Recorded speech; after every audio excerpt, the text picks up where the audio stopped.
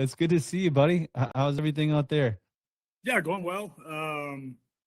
Obviously, weather out here this time of year to get ready for a season's unbelievable. So definitely don't take that for granted, especially coming from Ohio State. So it's a little different, honestly, just being able to not have to worry about anything really. I mean, even all the places down south I've been in Texas and stuff, you still have bad days. So Yeah. kind of surreal. Just walk out and it's anywhere from 65 to 80 every day, and get to play baseball. So exciting stuff.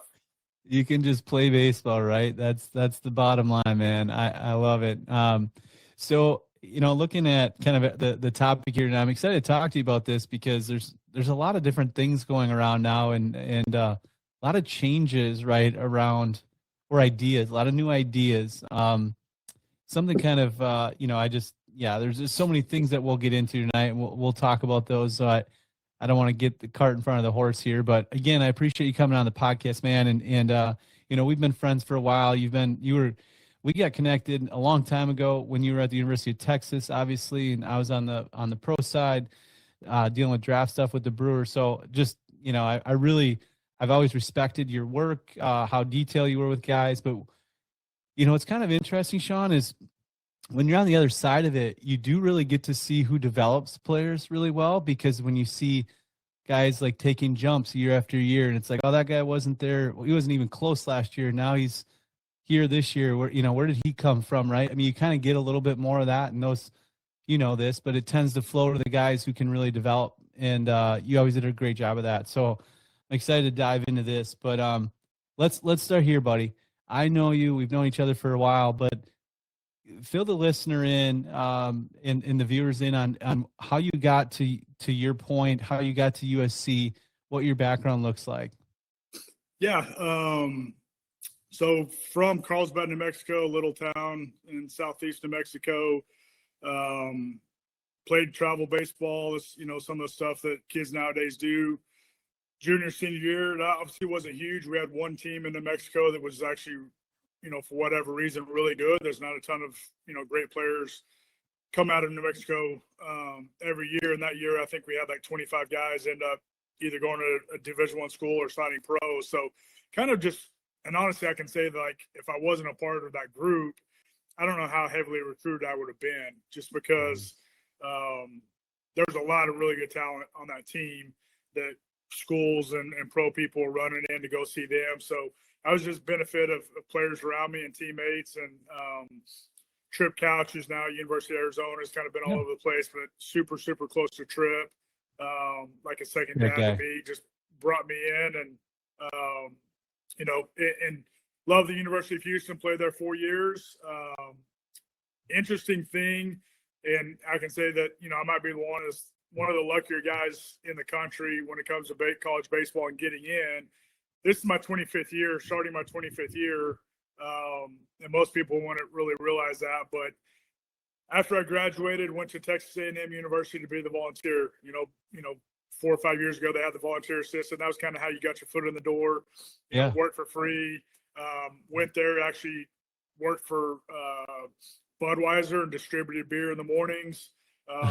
5 a.m. to it's like 1 o'clock. I would go to convenience stores and drop the beer off and reorganize and all that fun stuff. So that's what college baseball was back then. It's just how you try to fit in and get in and make a living doing it. So luckily, at the time in the fall, Rice University had a job come open, and Houston assistant took the job at Rice. So it was like middle of the semester.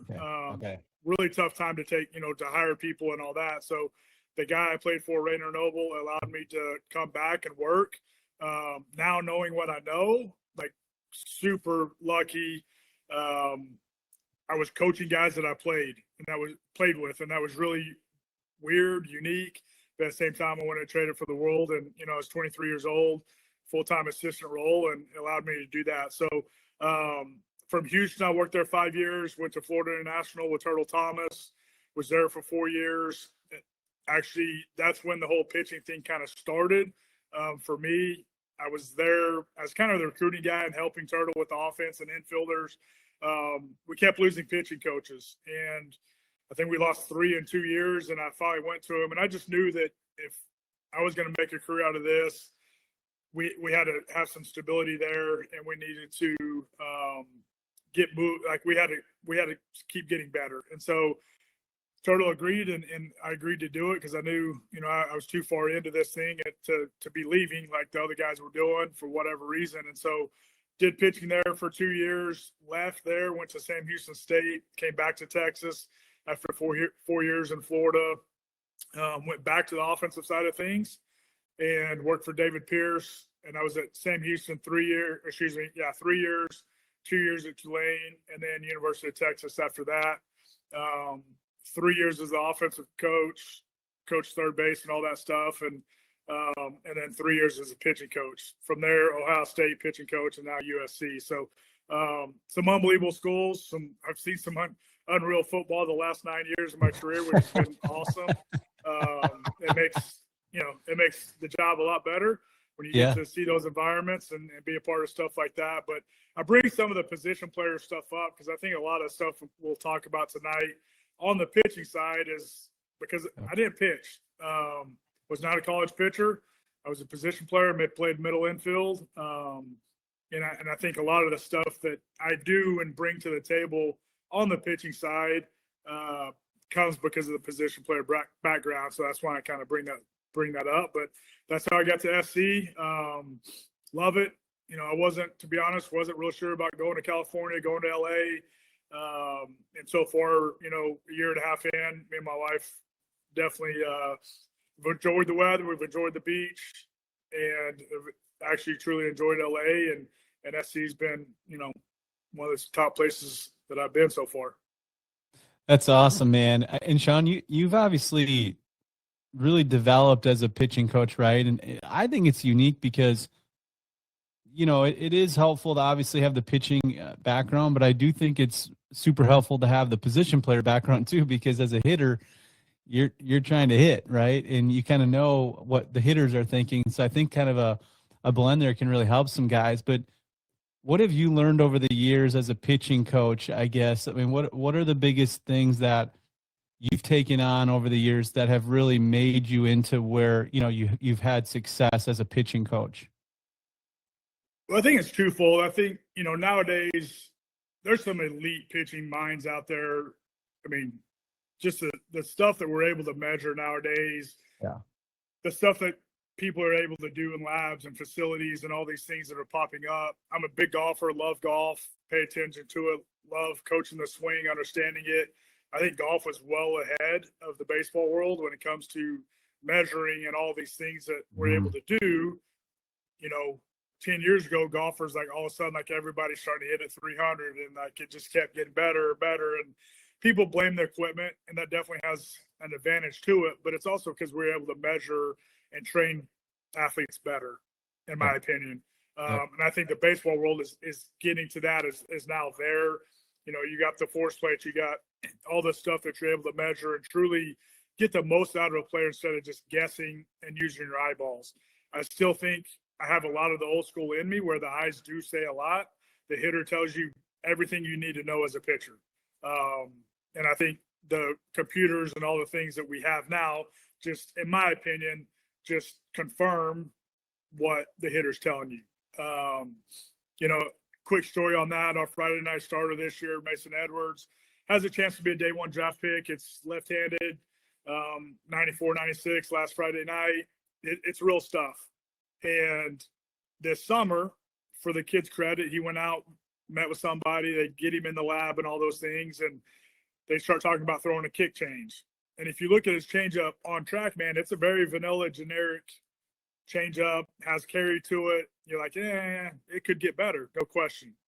But then you start really looking at it, and it's 47% whiff rate. Hitters don't see it. It's an invisible changeup, and the fastball is elite. It's got plus carry. And, when he first came back, the kick change was flashed good, but he couldn't repeat it. He couldn't throw for strikes. And so called him in, had a conversation like, listen, would you take this number or this number? One was the kick change whiff, another was the old whiff. And he's like, that one. I'm like, what's your old changeup? And he's like, it sucks and all these things. And I'm like, listen, like, I'm just telling you, go back. And so that week he started throwing the old one, and this was in fall ball, and the hitters are literally going back to the dugout like, what is this thing? They're literally like, what is this? And I'm like, please, every one of you go tell him so he can get bought in. But that's where the eyes just tell you. And that's where, for me, I do have a lot of old school in me still, of where, yes, we're able to measure and do all the things, but the hitters tell me a lot of the things that I've learned over time. And I think just being able to communicate with the young kids that have grown up with nothing but TrackMan, nothing but facilities, I think has been huge for me. When I got into the pitching, it just kind of started getting going at the college level. So I've kind of grown up with it. And I think that's probably the biggest thing I've been able to learn and be at the right time to just be able to communicate and understand the language and all these things that's all any of these kids talk about now. So I think that's pretty prevalent in, what I've learned the most. Yeah, that's really good stuff. I love the story too, and how that can be useful and kind of proving a point too. I like the combination usage. I think there always has to be some sort of feel. I mean, you know that stuff better than I do, but you do a great job of that stuff. I want to kind of start with this, and we'll flow into the in-game stuff. But take me through your 3 to 6 months. We've talked about some of this stuff off the podcast, but just for the listener, take me through your 3 to 6 months leading into your season. So, prior to February, what does that look like for you? What have you learned through that? And has that changed at all in the last 5 years with how you develop and how you morph into coming into the fall off, the winter, and then leading into the build up for the spring? Yeah, Justin, I'll try not to get super long-winded on this, but I'm a firm believer in individual's the individual, right? And we're going to coach individuals. We're not coaching. I've got 20 arms that say I'm not coaching 20 guys the same way. I'm not coaching two the same way, to be honest with you. There might be a couple pretty close, but and that goes into throwing programs. That goes into what we're going to try to accomplish in the fall. The good thing for us is we're not a fall sport where freshmen aren't showing up right away. My wife's the director of operations for women's soccer out here, and for the most part, their soccer players show up. They've got about 5 weeks, and they're going straight into games. So, you talk about playing freshmen, that's truly playing a freshman. Our kids get to have a fall, and I think that's where understanding what level they are at in order to develop them, right? For the most part, the freshmen, that 3-month plan in the fall is to get them comfortable. Let's not overcoach them. Let's get our philosophies in. Let's get our mental game plan in.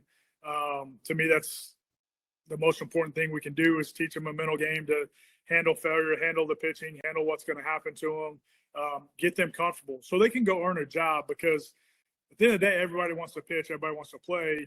And if we're trying to tweak a bunch of stuff and change arm action and do this and do that, probably not going to be super successful in the fall and truly earn a job. Now, I will say over my, however many years I've done the pitching, I've changed a little bit in sense of after a couple inter squads and all that, if I see something that I don't love, or I'm like, hey, this guy has to do this in order to get a left-handed hitter out, then we'll go to work on that right away, knowing that he might struggle a little bit in fall, but it's going to allow us to be better in the springtime. And that's something where I haven't done that in the past. I think just the people I've grown up under in the pitching world didn't really do that. Now, you take a junior, you got Mason Edwards, been here, 1 year with me, but he's a third-year guy. Guys that have been there and established, their plan could look totally different than a freshman. It could be, hey, man, you're a returning weekend starter guy. Your changeup has to get better. And it might be fastball changeup the entire fall. And he could absolutely not be any good the entire fall, but as long as he's bought in, he's showing progression in the things that we're trying to accomplish, I'm okay. I know what we're getting in the springtime when he's got his full arsenal. And so I think the development side of the things in the fall is totally different. You deal with a lot of incoming players. I'm sure there's a lot of families and parents on here. I don't like my guys going out and pitching this summer before they come. I think it's a huge, now that is if they're healthy, they pitch quite a bit in the springtime, but I think it's a big time to allow them to get bigger and stronger and get ready for fall baseball. We don't have great off seasons in college baseball at all. So the summertime is really where we can go throw 10, 12, 15 pounds on a kid, move better, change some things in the weight room that's going to allow us to change things down the mound. So that's kind of where, you talked about 3 months, 6 months plan. Our plan's year round. When we sign them in the fall, I want to know what's going on in the spring.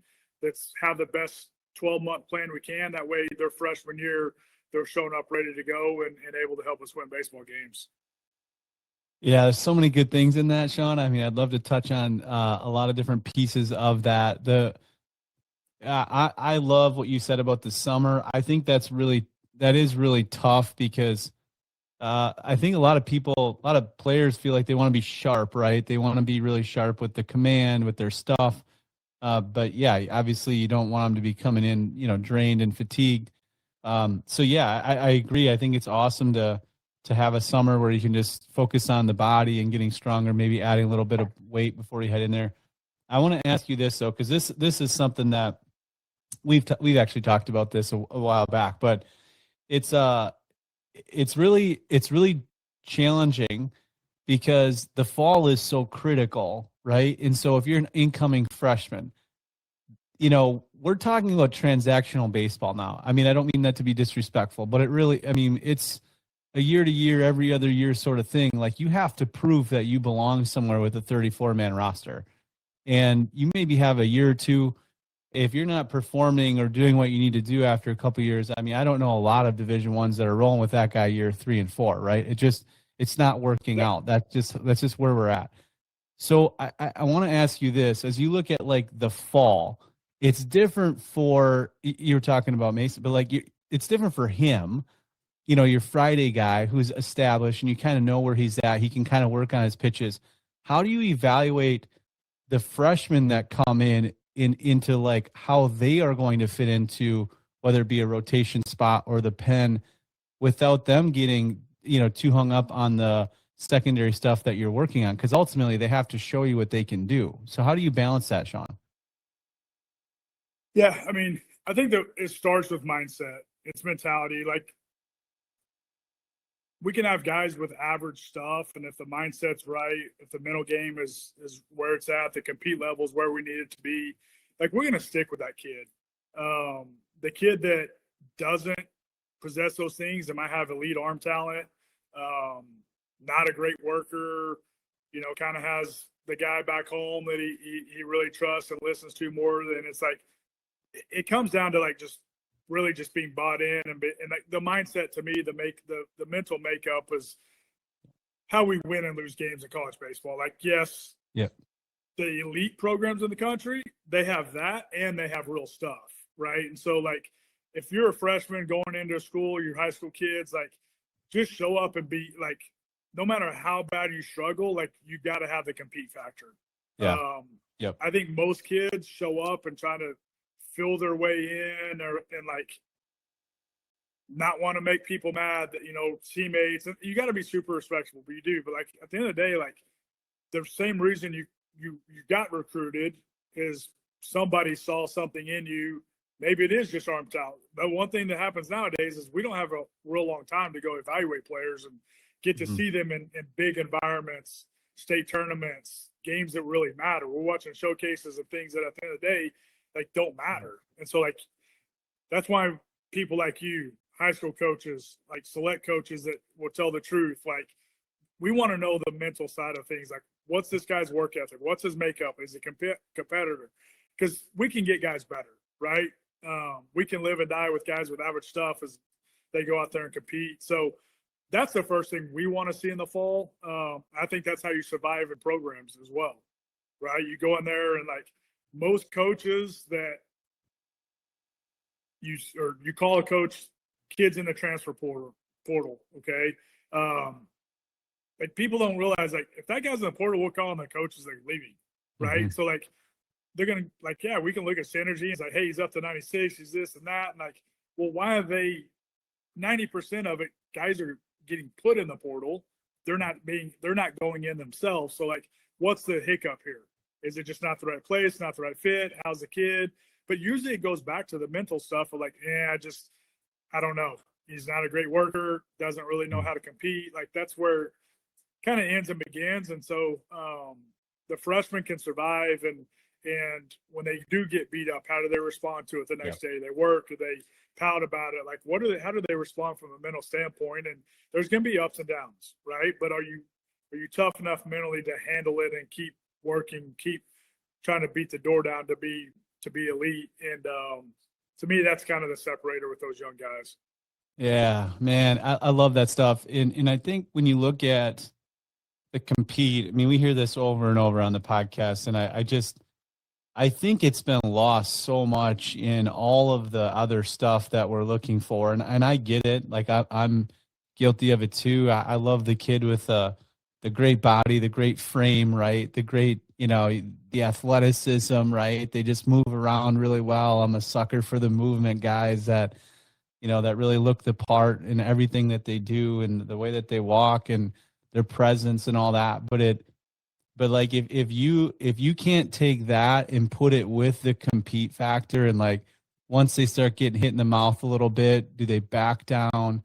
It's just that is such a critical piece to the success at any level. But it's easy, and I think this, as we're talking about pitching, one thing that I've noticed, Sean, and I'd love your take on this too, but I've noticed that a lot of guys can get away with things for a little while because they're so talented, right? Especially the guys I work with, the guys that you're dealing with, they're uber talented players, right? And so they can get away with things. They're not punched in the mouth as much as they will be, right? I mean, some of them have seasons where they're giving up, less than a handful of runs, right? And that's just not a lot of adversity, right? So you're just not dealing with the challenges as much. You're not dealing with the failure as much, in the guys, really getting on the fastball or something like that. There certainly some areas, yes, but like I see it sometimes where they're not as challenged. And I want to ask you this because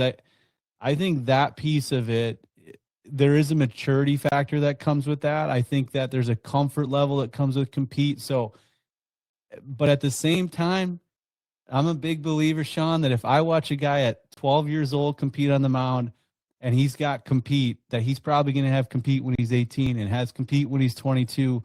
There's something about the natural component of that compete too. You want to talk about the compete factor and whether you feel like it's a little bit more natural or how much you can pull out of guys that compete at a little bit higher level? I think just a true competitor is very natural. Me too. They don't want to lose in anything they do. They get on PlayStation, however many PlayStations there are now, 5 or whatever it is. They throw the headsets on like they're competing, right?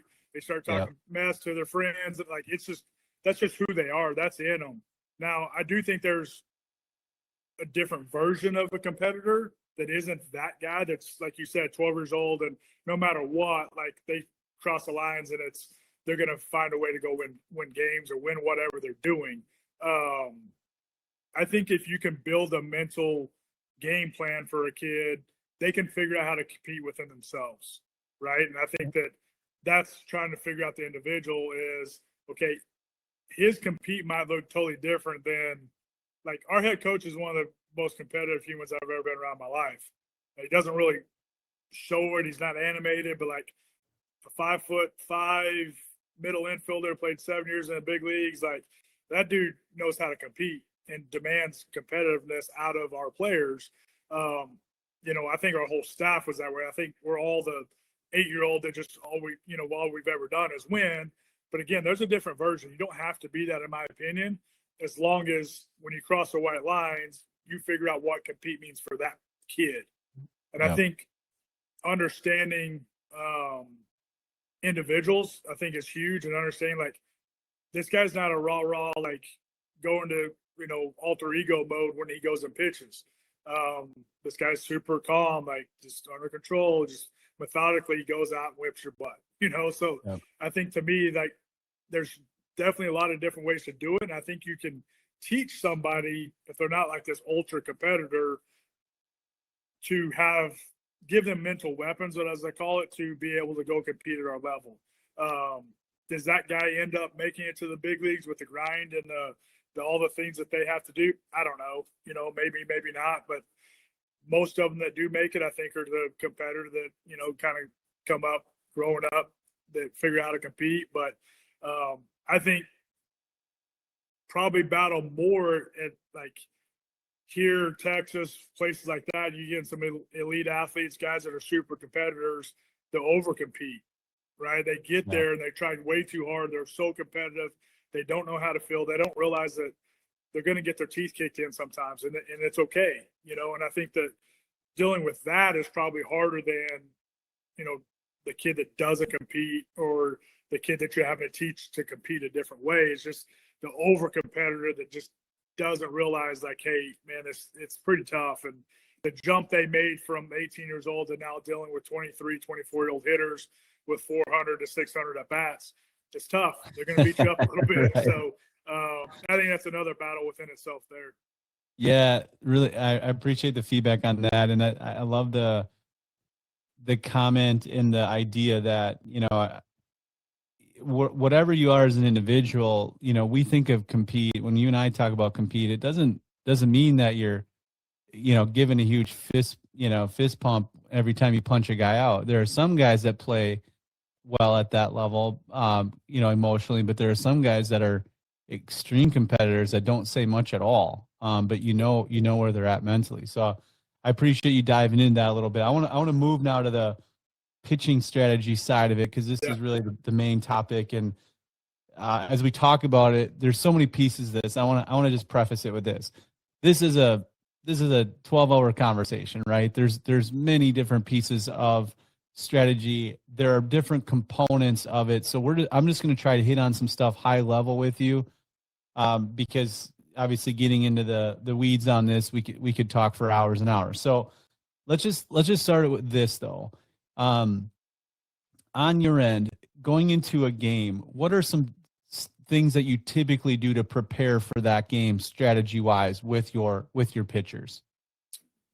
Yeah. So I spend a ton of time in film. I kind of look at it as a football coach. Like, I'm going to know, I will see every bunt that team has done for the entire year or their previous year, every first and third. Like, to me,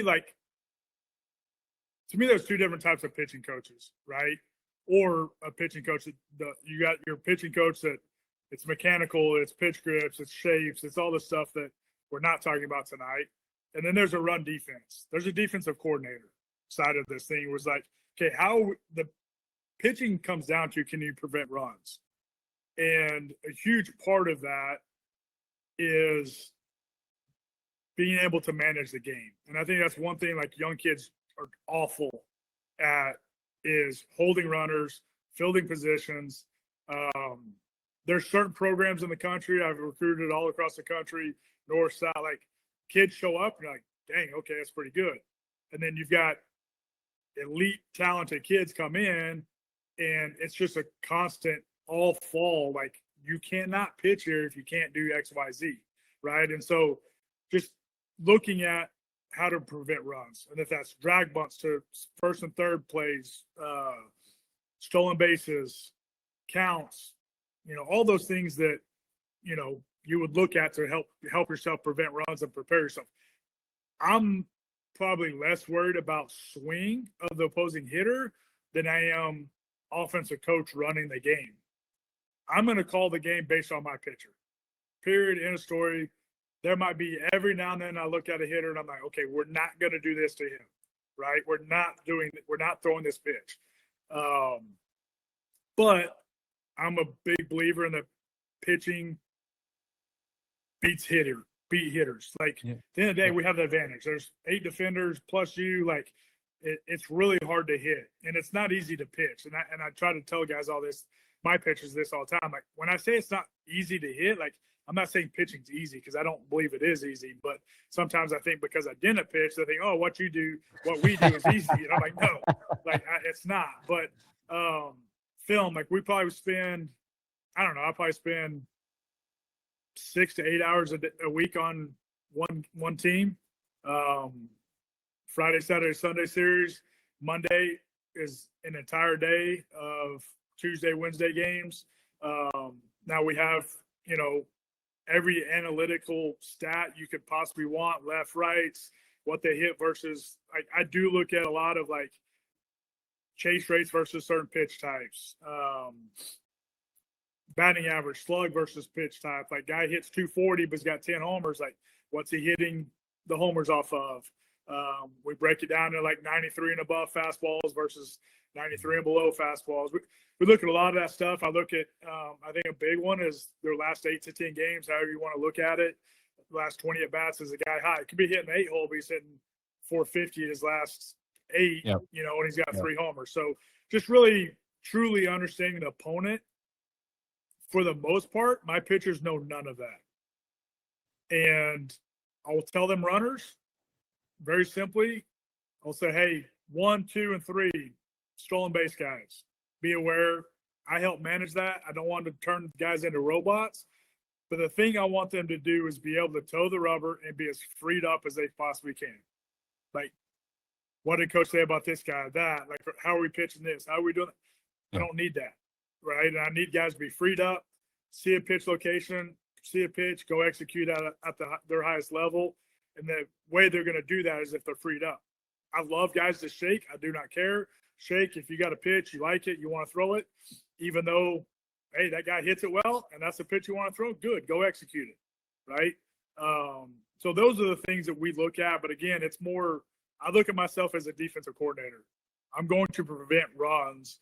And as a pitching coach that calls pickoffs and all the things that we do, that's a huge portion of winning and losing games is just managing the other team's offense. Yeah, those are great points, man. And I think when you hit on that, it does show all the different components that that you're looking at, because ultimately it's about runs and you're just trying not to give up runs. And so however that is, which obviously we haven't, talked about this, but it's also dependent on how good that defense is behind you, right? Like, absolutely. You're absolutely impacted as a pitching coach or as a pitcher by the ability for your defense to make plays, get you out of an inning when you need, maybe a ground ball double play that should have been made and it's not, like those things all come into the mix on this. But okay, let's talk about this. So once you're in the game, you have a strategy that you're kind of rolling off of. You had already touched on this, that you just believe like the good pitching beats good hitting, which is great. I actually agree with that. But how much do you build off your pitcher's success with certain pitches? So how much are you flowing within a game? Let's just say one time through the lineup here, Sean, where it's like, okay, now I have a pretty good feel for what I want to do, what I don't want to do. How much are you adapting within that game? Quite a bit, but again, it's more based on what that pitcher is able to do today versus what he normally is able to do. And I'll say this, like our philosophy in pitch calling is race to 2 strikes. How fast can we get to 2 strikes? Okay. So the batting average in 0-2 is way different than it is. Yeah. Obviously in any other count. Like it's the worst count a hitter can possibly be in. So my goal is to get our pitchers into 0-2 counts as fast as we possibly can. 0-2, 1-2s as fast as we possibly can. So calling the game and the question you asked, like there's a big understanding of like, okay, what is this guy going to do today? A lot of guys, like your Friday night guys, it's usually a stuff guy that doesn't have some of them, the elite ones do, but like it's usually you're just going to go out stuff a team. Like here it is, and I tell our guys all the time, hitters are adjusting to us. I don't like. I've been a part of places. I've seen reports and all this. Like, hey, here's the hitter. Here's how we're going to exploit him. Yes, it's great, but what if the guy on the mound can't do those things, right? So then what are we going to do? Now we're just feeding into the hitter more than our pitcher. So the ability to the hitters have to adjust to us. Now, again, being a hitter and all those things, like having a feel of when guys are making adjustments allows me to stay a pitch or not bat ahead of them, like you've talked about. Like game planning against Friday night starters. I've done it a lot. I've faced really, really first round elite arms. How are they going to game plan against my pitcher? If I was an offensive coach, okay, what are they going to do to my Friday night guy? All right, we're going to go out, we're going to ambush. What are we taking a lot of pitches? Like, what are we going to do? And so that, and to be honest with you, yes, I'm with certain guys that we're trying to get deeper into games, and they have the ability to hold pitches and do some of the things that I think pro ball teams and pro ball guys can do. You can hold the changeup second time through, and then use it like you've talked about and make adjustments. But typically, the adjustments are made like, okay, usually this guy's breaking ball, like it's still a strike pitch, like it's just here, wham. Whenever I need a strike, throw it. If that's not there that day, then we've got to adjust. Or maybe the changeup's the third pitch, and also for whatever reason today it's absolutely elite. Then that changes my mind on how we're gonna attack guys simply based off what our pitchers are doing and what I feel like the offense is doing that maybe they don't normally do. Like they truly game plan against our guy, and I'm like, okay, there it is. Like, okay, I thought they might do this, and there it is. So it makes us change quickly into what he typically does. But they've got to prove they can go do that before we kind of make the change. Yeah, it does, man. I appreciate you explaining all that. And it kind of drives me into this. Like, it is interesting because there's a lot of data, and we can pull a lot of data. There's the hot and cold zones that I want to talk to you about. But here's something I want to touch base with you on. And you know this as a hitter. Obviously, I dealt with this as a college player myself. But it's like, as a hitter, you see every pitcher a little different. So unless you have data on, 50 at bats against a hitter against a specific pitcher, it's really like tough to fully evaluate that. So as an example, you have different arm slots, right? You have different stuff in general. You have different spin rates. You have, the horizontal break versus a vert break. You have all this stuff that's different on every single pitcher. So this is one of my, I guess, beefs with the hot and cold zones. I understand that some guys, it's important. They're clearly, if there's a zone that they're not hitting well in over time, if there's enough data, clearly that is important.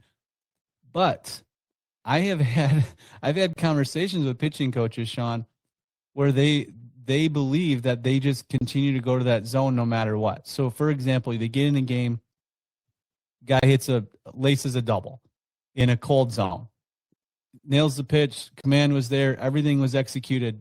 Okay, go back to that the next time. And it's like, in my mind, the hitter sees every pitcher a little bit different. So unless we have data on that specific pitcher, that might not be the zone they're cold in that day, right? Yeah, so totally. Clearly, so I just want to ask you this, like obviously every pitching coach knows what they're trying to do. They're trying to get outs, and like they have to make their own decisions. But some people will live and die on the data and the hot and cold zones and the charts versus maybe some of that feel that they're seeing in game with how it's playing out.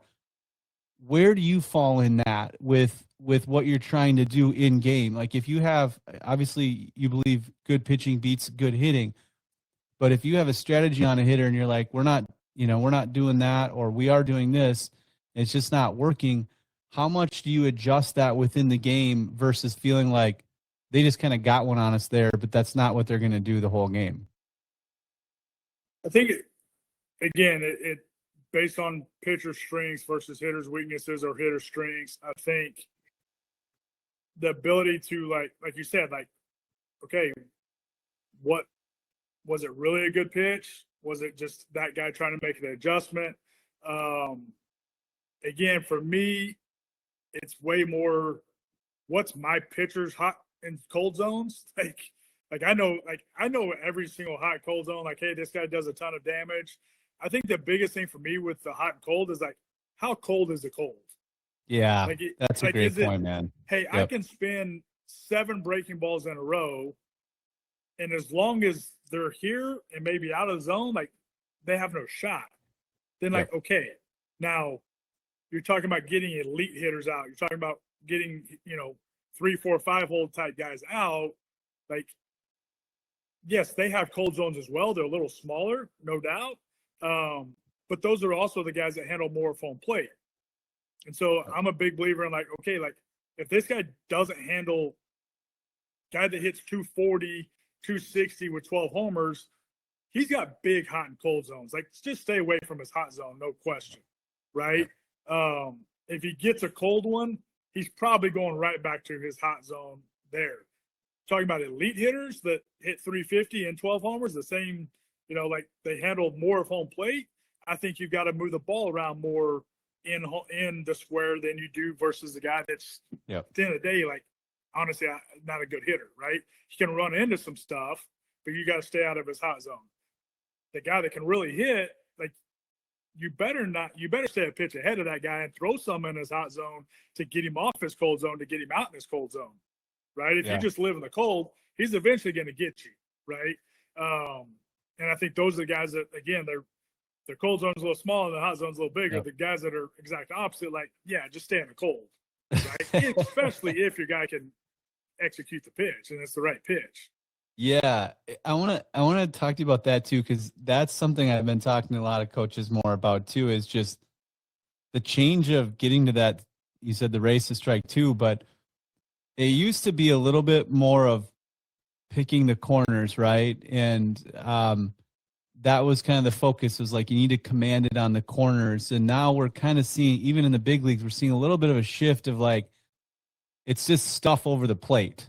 Like, so like, where do you fall on that now? Because, if you're picking the corners, you tend to, let's say you miss inch out. Now it's 1-0, right? Like, so how much are you trying to stay?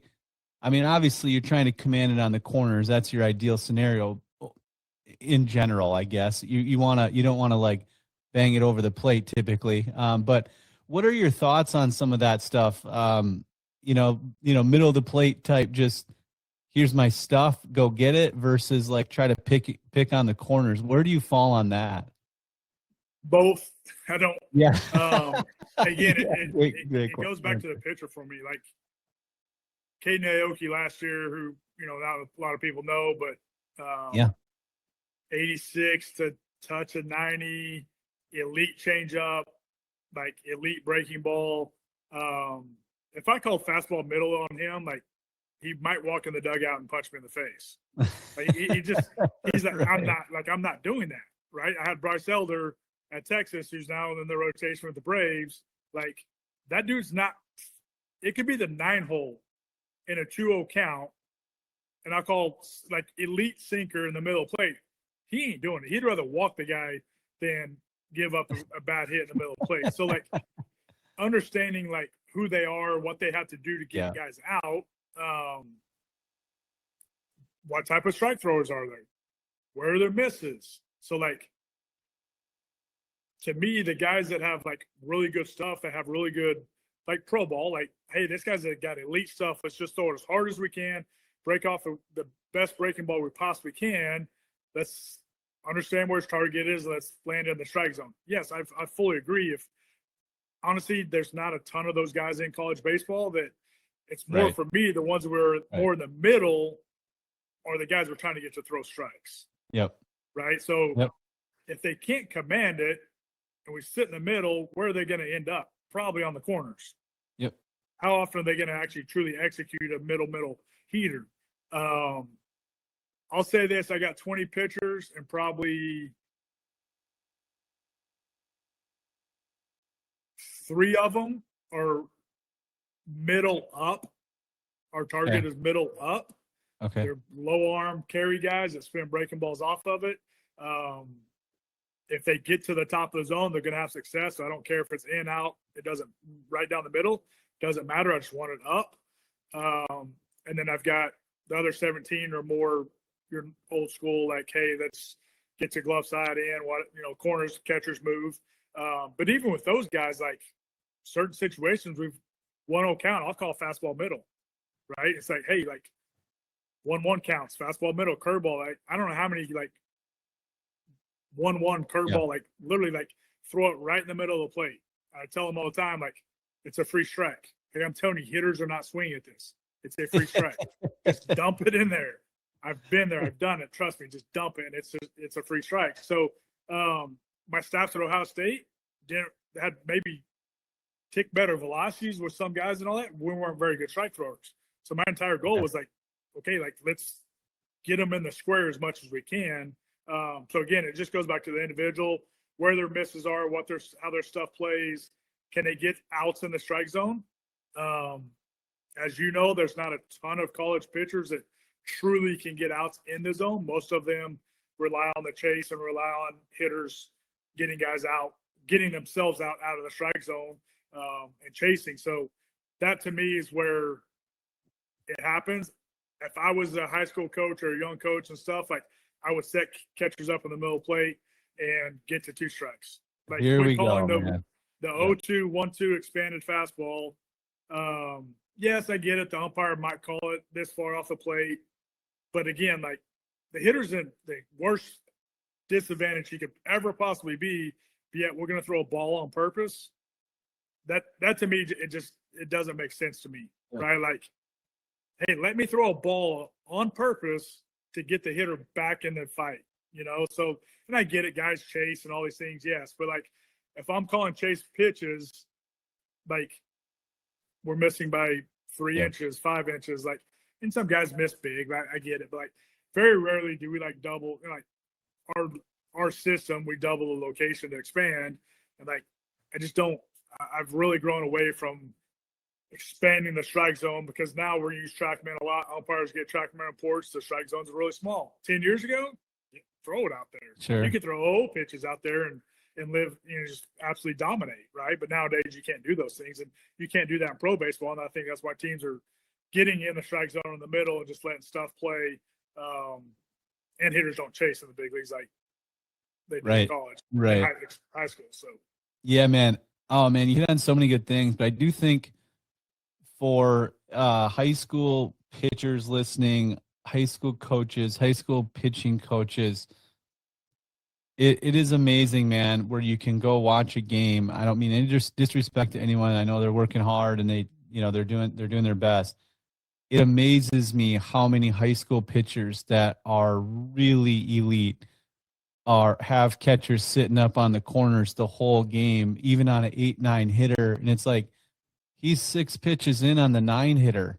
I mean, what is the point of that? Where he could just literally throw 2 or 3 pitches right over the middle of the plate. And if he's sequencing it right or whatever, like it's just that part. I think, I personally got some vindication from hearing that for my high school pitching or my high school head coach. So the dabbling on the corners used to drive me crazy because it would drive up your pitch counts. You in a 7-inning game, you're throwing 125 pitches and you're shutting it down for the week. So and you're 100% right. Especially like sinker guys or guys that like pitch to contact, like keep them middle plate, throw the sinker down as 2-0 count. Like sweet, give me a ground ball. Like I try to tell our guys, like, listen, like if the ball hits in the dirt circle or on the home plate side of the pitcher's mound, you did your job. Like you want contact. Okay. It didn't go out. It didn't go to the infielder. Right. But like it's a ground ball in the 6 hole. The hitter thinks he did a good job. I'm like, no, you beat him. You beat him. Right. So, and that's part of like just develop them mentally to like, it's okay for them to make contact. I think that's where a lot of people, pitch off the plate. They throw a lot of balls. They want to see big breaking balls. They want to see shapes. They want to see swing and miss. Trust me, I want whiff as much as anybody in the country, but I want outs more, right? However that is, I want outs. So, and I get it. If they don't hit it, you can't make an error. So I trust me, I like whiff, but I like, getting whiffs the correct way. Yeah, man, it's so good. I appreciate the thought process behind all of it and just kind of where you're at on it. And I totally appreciate kind of the insight on where you're coming from. So I want to ask you this, and then we'll kind of wrap up here, but pitch sequencing is also a part of this, right? So can you talk to me about your in-game sequencing and how you avoid falling into certain patterns right now? Because we can track it all. And there's all this stuff that you're trying to avoid, but at the same time, you're trying to throw the best stuff that you can on each pitcher. What does that sequencing look like for you? Clearly, it's at bat to at bat based on situation, all that. But what is your general thought on sequencing and how you typically do that? Yeah, I mean, again, I'm gonna sound like a broken record. Depends on the pitcher, right? I'm lucky this year. Like we got, knock on wood, we got guys that throw strikes, right? We've got guys that throw strikes. The breaking balls, change ups, like pitching backwards, all of like. If I don't know anything about a hitter, I'll even say this: take your 8-hole hitter in college baseball. Okay, probably was a 3-hole hitter in high school, right? Those guys are really good at one thing.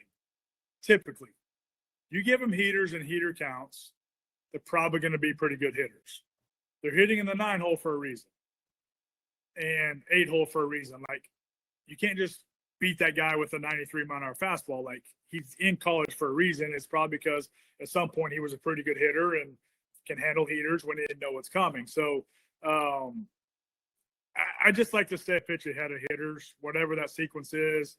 I will say, like, you miss with a breaking ball, like, I'm a big believer if you can throw change-ups behind it, it's an it's like hitters are dead red. You bounce a breaking ball, they're dead red. If you double up a breaking ball, probably a free strike. You follow it up with changeup, probably going to have success there if they can command it, right? I'm also a believer in, like, hey, hitter want fastball, sweet, give them fastball, command it, get a cheap out. Let's have a one pitch out, especially if you're a guy that, sinker, depending on who you are and all those things. But I self-scout myself a ton, right? So it's like, okay, am I getting into patterns? I'm going to look at my own guys like I would as an offensive coach going into a game. Like, am I falling into patterns, or am I pretty good here? Like, can they go sit breaking ball or soft, runners in scoring position, first pitch, or the whole at bat, and some of these things that is definitely out there because the numbers are so good in college baseball. That's why, again, I love just reading my eyes, having feel of the game, not looking at scouting reports. Yes, I know it and all those things, but it's just the feel of the game, sitting back there and being able to me, at times when guys can really pitch, it's like having a PlayStation. I'm sitting there just going, okay, boom, let's do this, let's do that. And it's a credit to the pitcher because they're the ones out there doing the hard part and executing, right? Yep. And when I have guys like that, like when we give up a homer or base hit on a bad pitch, right? They can make a really bad pitch, and it still really upsets me because I feel like we should get a great pitch caller gets away with mistakes because hitters aren't on time. So, like, if guys are fouling balls straight back, they're okay, boom, they're right there. They're right on it. Sweet. We got away with a mistake because he's not on time. Right? Great so, point. like, and I tell guys all the time, like, all you got to do is, like, okay, we don't pitch in a lot, right? I'm not saying we don't, but, like, and all of a sudden you drive a ball in, right? And the hitter goes to the dugout and he's like, all right, he'll pitch in. Like, I know what hitters talk about, right? It's like, I'm like, guys, you're winning. Like, as soon as that hitter goes, hey, he'll do this, or he does this, I'm like, okay, like, game's over. Like, let's go make, because they're thinking, right? Hitters are thinking there's too much. Now, coaches are really good, and coaches will, hey, you got a 70% chance here, go sit breaking ball. And that's where I think the self-scouting and our player development group and, come in and help me and go, hey, like, here's where we're doing. Here's where we're at. Here's Mason Edwards on Friday night. Like, we're falling in certain patterns and all those things. And again, hitting's that difficult. Like, you can be in all the patterns you want to be in. And yes, it makes it easier, but it still doesn't mean you can't be a successful pitcher. Yeah. And be a successful game caller. So guys that have stuff, guys that, I love the guy that you really have to, like, he's got to command it and you got to call the right pitch at the right time and stay a pitch of guys. Cause those are the guys that's like, okay, here, like some of them, like the guys with elite stuff, it's like, okay, like you can do whatever we want. Right. It's like, okay, just throw heaters away. I mean, Ty Madden at times was like, hey, just throw 98 down and away, and we'll spin slider off of that, and guess what? We're going to be pretty good. It just those guys. It's fun to watch, but it's not as fun to call. I'll say that.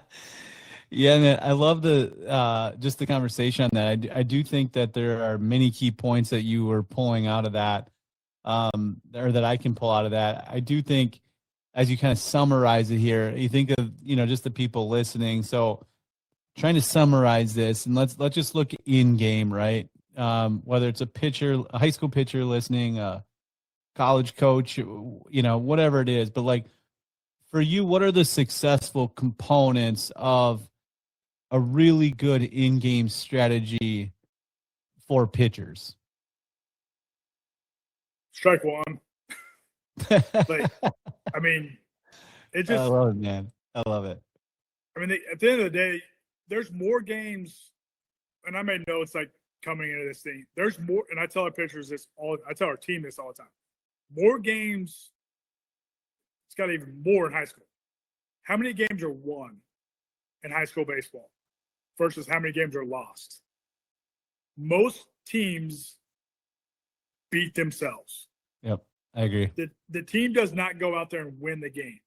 So if I can get my guys to throw strikes, throw strike one, throw strike two, stay out of 3-ball counts, manage the run game. When they bunt, say thank you for the out, go over there, pick it up, throw it to first base, second and third now, 1 out, sweet. Give me a fly ball. Okay, there's 1 run, right? We can manage the game. We can not walk 7 guys in a game and then give up the double. Like, typically, like, you look at it, and like very few games, even in college, at really good Power 4 level college baseball, teams go win. It's a 3-2 game. Both teams are super clean, and one team got a hit with 2 outs, and the other team didn't. That's like 5 games a year. Yep. Like, and it goes back to just like make the other team earn it. And so, like, when you call in the game, like, you don't have to trick guys. You don't have to. Yep. At the end of it, it's like, go do what your pitcher does well, so you don't beat yourself. And I try to tell them, like, we can lay our head down at night and go, okay, we competed really well. We did it freely. We're freed up, not scared. When they punched us in the mouth, we went towards it, didn't run away from it. We threw a lot of strikes. They hit it. They beat us. I want teams to have to hit us in order to beat us. And I'll take that battle any day of the week. Like, you go get 12 hits, 3 or 4 doubles and a homer, and you beat us 7 to whatever, great. You earned it, right? I can lay my head down at night and go, okay, like, then it goes back to, did I put the guy in the right time? Did we have the right guy in the game at the right time, and all the things that had come into it? Even more so on, there's a question on here about defensive coordinator. And like in the high school, like, you have one arm that's really good. Okay. What do high school coaches do? They ride that. And I understand exactly why they ride that guy until they just absolutely can't no more. But then what happens? The guy that's not very good, that's in the bullpen, that's got to come in, now inherits second and third and no outs. Instead of going, hey, you know what? Like, he's really close. Don't sneak another out of him. Don't sneak another 2 outs out of him. Put the guy that's not very good in the game with nobody on base and give him some leash, right? Give him some room to make some errors or walk a guy, because what's going to happen. But, like, you put him in a high-pressure spot, and all of a sudden you look up and you're like, well, guess he's not going to be successful. He's not ready for that, and it happens at the college level where, like, I've got 2 guys on my staff right now that I'm like, okay, leverage spots, runners on base, let's go. The other 15 relievers, like, I want clean innings. And it just, so good, for me, that's a huge part of, like, calling the game. Like, to me, this all encompasses, like, managing the game and preventing runs. It's how you manage that part of it as well. And, it's one of those things that don't lose. Like, whatever you have to do to make the other team beat you is, to me, like, how you win baseball games. Yeah, I like it too, man, because you really, if you simplify it, I mean, especially like the younger you go, right? High school. And then you think about maybe like a Babe Ruth and then maybe a little league. It's even more so like as the younger you go, right? I mean, if you can pitch it and like pick up a ball at the Babe Ruth level, you're going to win a lot of games. Right. And that's obviously, but it does stay like high school. It's the same. Like, you can, it's often, like you said, man, games are lost more so on the defensive side, or putting too many guys on, or just poor mental errors too that can beat you, right? Just with some of that stuff. So I love the summary there, man. I love the information. This has been awesome. I want to get to the questions here. Yeah, We'll absolutely. we'll go through these quick. So let's start with the first one. So, being that you were a middle infielder, do you tend to look for more athletic pitchers to recruit? Maybe some of whom were also middle infielders, players throughout high school. So yeah. So then what is your advice to two-way high schoolers in terms of staying relevant as a college pitching prospect? That's a good question, Jason. What are your thoughts on that, Sean?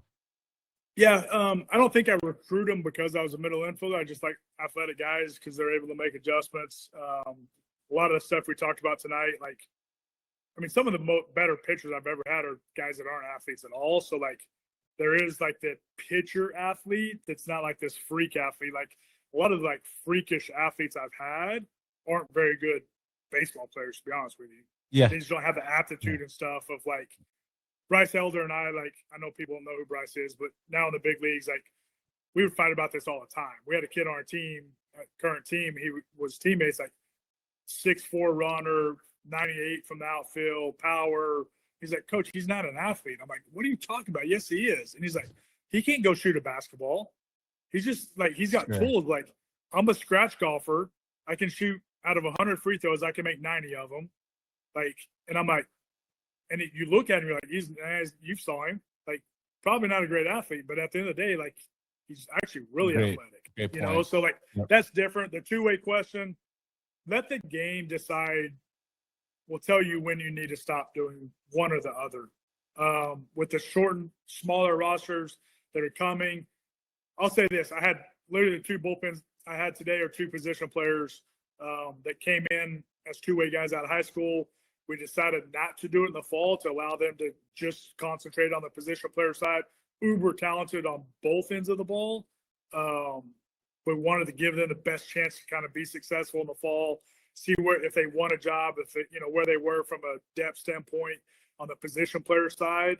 And now they're doing both, right? So, like, never went away from them, but like the game will tell you eventually, hey, you need to go this direction or this direction. I had a kid, Tanner Witt, at University of Texas, turned down a boatload of money out of high school, was a Team USA player, shortstop, pitcher, like, came to Texas, thought, he'd do both. And within 2 months, he looked around and was like, Coach, I can't do all of this and go do what those pitchers are doing and be elite at it. So he came to us and said, hey, it's time to put the bat down.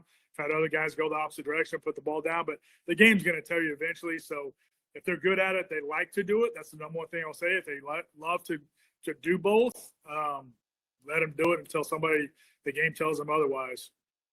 100%. Love the advice there, Sean. Good stuff. So, Mark, good question here, man. Late in the game, when your Friday or Saturday night guy is at a pitch limit, or let's just say kind of at the top end of the pitch count, wants one more hitter, when do you push the head coach to let him stay in, and when do you know when it's a hard no? That's an awesome question, Mark. Yeah, great question. I kind of answered it a little bit. Depends on the bullpen, who's coming in. Probably more that than it is that Friday night starter, but also command. If the command, like, you can usually tell on breaking balls, like, the breaking ball starts to, like, if they're really commanding it that night, change up, and that starts to leave a little bit, you kind of can tell, like, hey, that guy, like, he's out of juice. I do err a little bit if I trust the guy in the pen and all those things. Like, I talk to our guys all the time about emptying the tank, right? And if that guy's wanting to empty the tank, let's do it, because I think it just sends a message to the rest of the group. There's more in them, right? Like, okay, I'm done and all this thing. It's like, hey, that guy, like, we got to learn how to empty the tank. There's another 10, 12 pitches in you. Even though your body might tell you otherwise, if your mind tells you yes and you're there, like, you can dig down. I think there's that fine line, but again, it probably more so depends on who's in the bullpen. If we have a little bit of wiggle room there when he comes in, I'd rather that than put him in a huge pickle if the Friday night guy doesn't get out of it. Now we're like, yeah, we're not in a good spot. Yeah, that's really good. I want to ask just a quick follow up on that, Sean. So, and I think this is probably relevant. I mean, extremely relevant to this. I think there's probably also, a history with the individual, the pitcher on the mound, right? So depending on what that history's been like, hey man, like this guy, he can push past this. Like I know he can empty that tank, right? This guy can dig down. He can get me a couple outs. He's done this. He's done this before. He's done it 1,000 times, right? Kind of that Right. sort of feeling. What does that mean though? Like when you have someone out on the mound that you have like, maybe a year, 2 years, 3 years with, that you develop this relationship and trust with, where you can look at them and they're like, hey, I got it. Like, I got it. Like, what does that Yeah. mean to you? There's definitely trust there. And I think the one thing I'll say too, just thought of is like, you have to be the adult in the situation. And, you know, to me, that one batter could affect the next outing, could affect the next couple outings. And so, like, you got to pick your times. You definitely can't do it every single time. Hopefully, you've got guys that every time you go to the mound, it's like, Coach, get your butt out of here. You got Scherzer's out there, they're screaming and yelling at you. Right. You got like, hey man, like I get it, I appreciate you, but like, no, you go sit down, right? And Yeah. you got to protect them a little bit. So to me, you got to definitely pick the time, the spots to allow them to stick out there and do it. Just because if you do it every single time, you look up and now, what does that at bat turn into? A 15 pitch at bat, and now that guy's all of a sudden a bit. Trust me, I've been there. It's like, hey, he's only at 110, and like you're fine. The next thing you look up is a 15 pitch at bat, and you're like, what did we just allow happen? So right. that to me is like, you start getting see the stuff on Twitter and all the stuff. Not that it matters, because we know how we take care of our guys. But I think too, not to get long winded on this, how was the outing leading up to that? Is there a ton of traffic? Is it super comfortable? Was there any pressure situations? Because there's studies out there like that adrenaline factor, right? If he's in, first inning, he had some trouble, got out of it. Third inning, he had some trouble, got out of it. Like the stress during the outings, to me, is a big decision maker there of letting that guy stay versus, hey, he's cruising. He wants one more hitter. Yeah. Pat him on the butt and walk off the mound. Yeah, great stuff there, Sean. I appreciate the insight on that. So, okay, so Jason, for the last two questions, if anyone else has questions, pop them in there to finish it off here, and we'll wrap it up. So, my experience coaching high school pitchers is that there's a tremendous opportunity to steal a strike for those that land a first pitch breaking ball. Does that generally hold true at your level as well? Yeah, I don't know. I mean, yes, for sure. Again, most hitters are taught go get after the heater. They want to hit heaters. Now coaches are really good, and they realize like everything in baseball now, like in the big leagues, I think fastball usage is 51, 52%. Right. I think last year our Friday night guy threw like 70-something% heaters, so it was probably a little higher. I think we're like 54, 55%. So yes, I think it's relevant. I think it's, even more so like just behind the counts, being able to double them up, stuff like that. I think in high school, like if you have a guy that can truly command it, change up or breaking ball, like just throw it back to back and guys are going to take it and or get cheap outs. That would be the thing for me. But if they don't command it, I find it like our closer right now, like has learned a new breaking ball, and it's real, like good, like 96 elevated heater. He spins a breaking ball off of it, and it stands hit. Like hitters literally do this. But I've told the team the other night, the staff the other night, I'm like, if he can't land that, then like just trust the 96 heater, right? Even though hitters are ready for it and all that, it's 96. Like it's pretty tough to hit. And I think that's the same thing in high school. Like who you're facing, all that. Like, would you rather dump a heater in there, or dump a breaking ball and get to 1-0 count? Now even more so, it's a heater, a fastball count. So if you're doing it a bunch, you better trust that the guy's got the ability to go back it up. Because if not, you just really dump the favor into the hitter's hands by missing there and having to go heater 1-0 or 2-0 or whatever it might be. Yeah, love that stuff there. Love your defensive coordinator mindset for young high school pitchers. What are the top few things that you'd prioritize teaching in terms of run prevention beyond getting ahead in the count? Yeah, so I was a middle infielder, so we do a bunch of glove work. We do a bunch of infield stuff, pre-throw, right after throw. Like we'll go into short hop picks. Like I want guys to be athletic, be able to handle their positions. We spend a ton of time on bunts, just bunts or outs. Fly balls are out, bunts are out. So like balls on the ground, attack them, be really fundamentally sound on how they go about it. That prevents runs. And then the run game, I think it's what we do with calling pickoffs is really simple. How we manage holding runners with our timing is really simple. I use 5 as picks, and then 1 is how long they hold it, and then the next number is the base, and the next number is how long they hold it to pick on. So like you can literally have a guy pick on one set, pick 1 second, set 2 seconds, pick.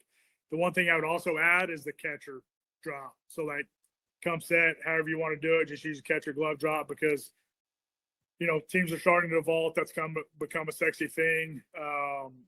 But the biggest thing for me is now the catcher can also help control the run game by him picking at different times. Pitchers are like, it's our weakness right now with 5 or 6 guys is the run game. Where last year we were elite. I think teams sold like 47%. We had 19 pickoffs on the year. So, we were really good at it. And we've got some young guys. One of our best players, high school shortstop, big prospect, turned down huge money, and he can't hold runners. So right now he can't start for us because he can't hold runners. And we're getting better at it, but it's one of those things to me, like if they can show up, leave your program and get to college and fill their position and hold runners, like you're doing that kid a huge service. Yeah, great stuff, Sean. I appreciate everything, man. Thanks to everyone for all the questions. But, Sean, I appreciate you coming on the podcast, man, taking your time. I know you're busy. We'll be in touch as always, but I appreciate it, my friend. Thanks for coming on. Absolutely. Thank you. It was a blast talking baseball, so appreciate it. Fight on. Hey, see you, buddy. We'll talk soon, all right? All right.